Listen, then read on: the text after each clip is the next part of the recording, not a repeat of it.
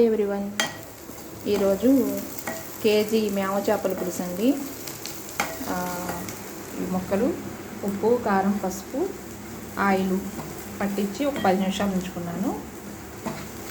2 ఉల్లిపాయలు, పెద్ద ఉల్లిపాయలు సన్నగా తరుపుకొని ఎర్రగా వేగిన తర్వాత కొంచెం ఉప్పు, 1 స్పూను, చాప ముక్కల్లో 1 స్పూన్ కారం వేసానండి. మళ్ళీ ఒక 2 స్పూన్లు కారం,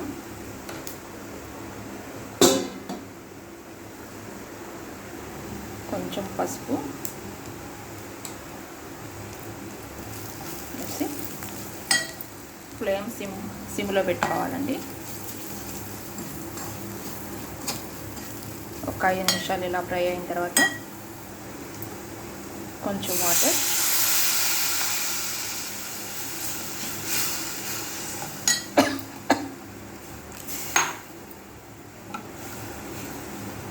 ఒక 5 మినిట్స్ ఇలాగూ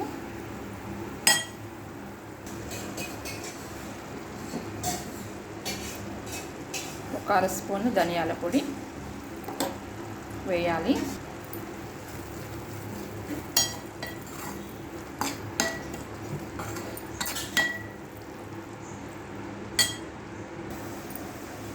ఇప్పుడు చింతపండు పులుసు,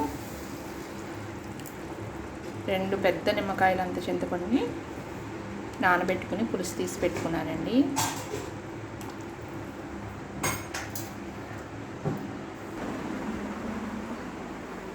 పులుసు బాగా మరుగుతున్నప్పుడు తలకాయ ముక్కలు వేయాలి.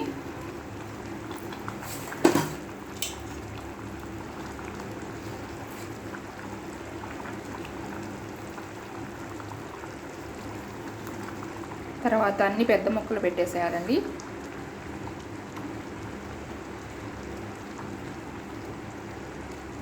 తర్వాత వీలైతే గరిటెతో ఫస్టే ముక్కలు పెట్టగానే ఇలా సర్దుకోవాలి. పులుసు నాకు సరిపోతుంది కాబట్టి ఇలా ఉంచేస్తున్నాను. ఇంకా కొన్ని ముక్కలు ఉన్నాయి కానీ అలా ఉంచేస్తాను. పులుసు సరిపడా ముక్కలు వేసానండి. ఇప్పుడు ఫ్లేమ్ మళ్ళీ హై ఫ్లేమ్లో పెట్టి 1 నిమిషం ఉడకనివ్వాలి. ముక్కలు వేయగా మిగిలిన ఉప్పు, కారం, నూనె జ్యూస్ అండి ఇది.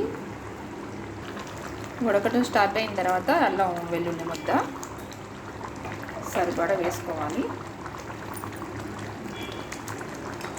చిన్న లేత పచ్చిమిరపకాయలు సన్నగా చీల్చి వేస్తున్నాను.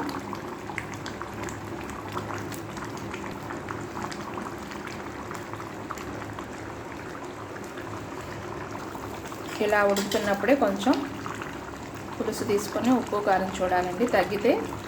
ఏది తగ్గితే అది వేసుకోవాలి. 2 బెండకాయ ముక్కలు వేసుకుంటున్నానండి, బాగుంటుందండి టేస్ట్కి.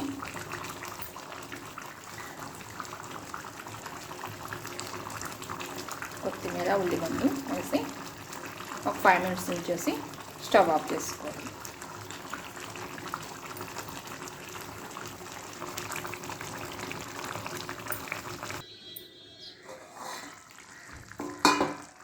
Okay, done. ఎగిరిపోయిందండి. ఇంకా స్టవ్ ఆఫ్ చేసుకుని